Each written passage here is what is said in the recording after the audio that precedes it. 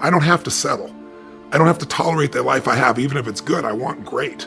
And I want magnificent. I want outstanding, and I can do it. And getting people to think about, what do I want for my life today? Not 10 years ago what I thought I want today. And how do I make that happen? And I think, most people believe that change takes forever. And if it does happen fast, it won't last. And that's true most of the time. But when you actually change the priorities of your nervous system, when you rewire yourself day in, day out, 5-6 days in a row in the environments we create, it lasts. You get huge changes. You know it from your own experience. I'm anchored to how I learned originally. But my point sincerely is, it's not like I'm so superhuman. It's like when you see someone who's the best in the world at what they do, they're being rewarded in public for what they've practiced millions of times in private. And so I keep I haven't stopped. I keep learning, expanding, making new distinctions. I 2 or 3 times a year, I look for something to make me grow. All lasting change happens in an altered state. See, most of us think of hypnosis, like people say, you can't hypnotize me, and they're usually in a trance when they're telling me that. I don't hypnotize anybody, I de-hypnotize them. We've been hypnotized by our culture to settle for things. We've been hypnotized by our past to think of ourselves as being limited when we're not. And so what I really try to do is I alter people's state, because in an altered state, you'll do it. Just knowing, most of us know what doesn't work and what works. Most of us know when we're screwing up. Most of us know what we should do, but we don't do it. And the reason is because in that state of mind, you're not going to. If you want, I can go on a rant on what is my highest level mission right now.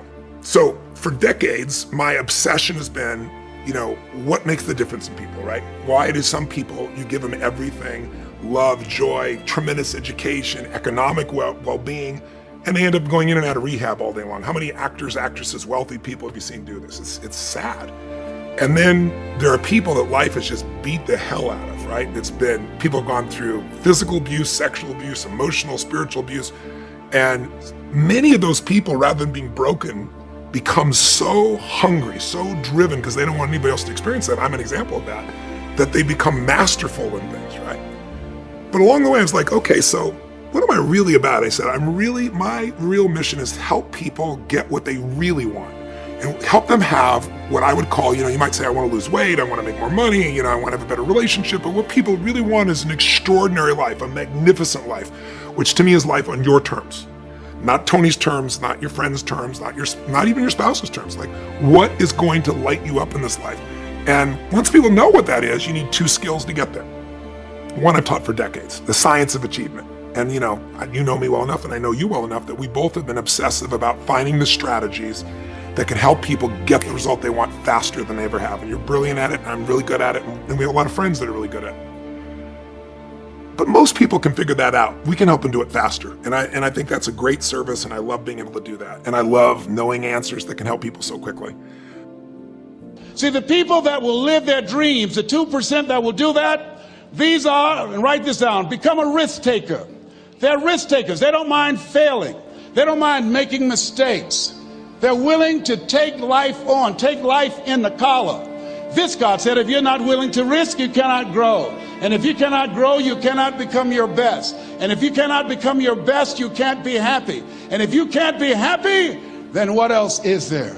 I like what Helen Keller said. She said, life is short and unpredictable. Eat the dessert first. So as you look at yourselves, make it important that you find some way to use your talents and gifts that generate the income that allow you to control your destiny. I read something that said, either you control your destiny or someone else will. Here's the other thing. Repeat out to me, please. Take care of myself. Yeah, so you got to take care of yourself. I'm 63. I can do 140 push-ups nonstop after warming up.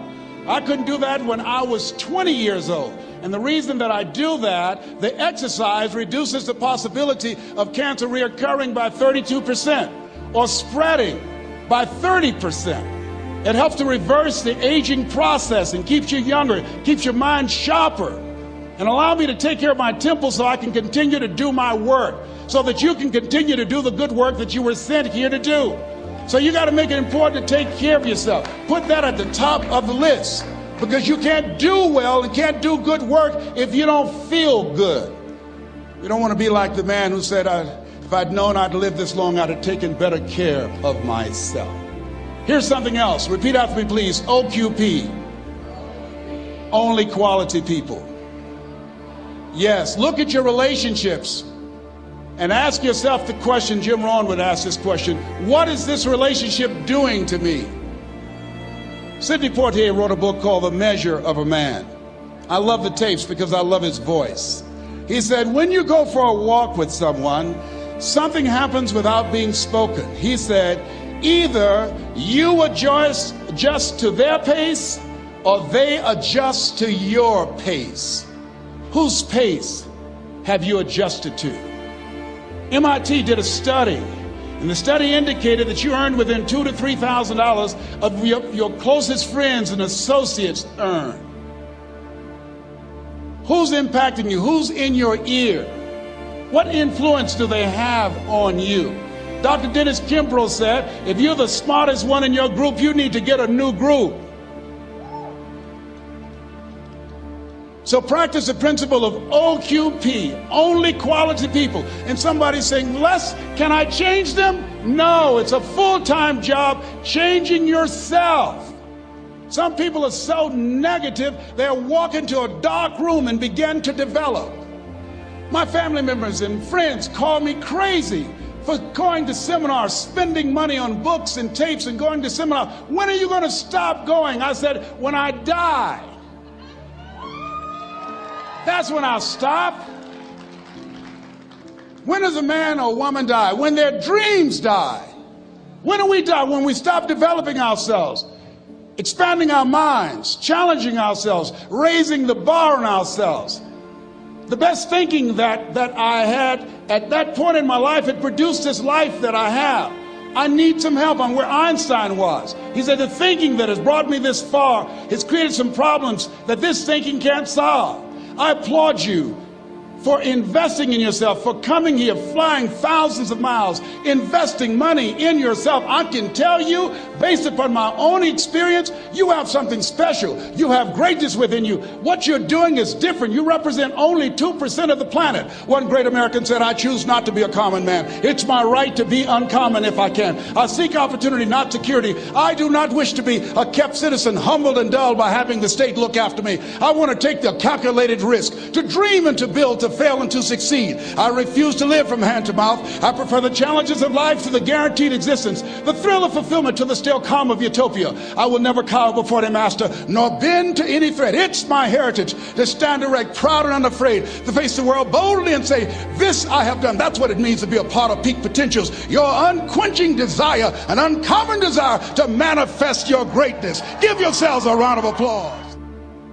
We become our standards in many ways. If you are surrounded by B players or average performers, and that is your standard, then your mindset will operate at the standard that is offered to you by the people around you. I mean, we do become our social orbit. And if you are at a standard internally that I want to be a game changer in my field, I want to be BIW, the best there ever was, I want to be the Van Gogh and the Rembrandt of technology or whatever field you play in, then your behavior always matches your internal identity and your inner standards. So your standards are important, your standards for your friendships, your standards for the quality of the work you do, the standards of your languaging, the standards of the nutrition you put into your body, the standards of your love life, the standards of your mindset, the standards of the way you occur in the world. And so my invitation for you, regardless of what you do, is that you raise your game to a place called world class. And that is all about being a game changer.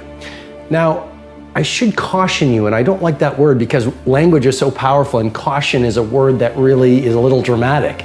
But I want to caution you, which is as you leave the herd and the crowd and perhaps the cult of mediocrity and rise to being a game changer, it's a very disruptive act. And you actually threaten the masses of people around you. And that's why every visionary was first ridiculed before they were revered. And I'm sure you've experienced it. You say, you know, I want to take my fitness to a whole new level of world class, or I want to take my craft to a whole new level of world class, or maybe you're raising your game financially and then you share it with those you love or your friends, and maybe your friends are those you love and they laugh at you. And how many times have we given up on a dream because we were mocked by the people around you? And all I'm suggesting to you is when you get laughed at and ridiculed, and when people don't understand your next level of world class, that just means you've got a great dream, and that just means you're on the path of growth. So be a game changer.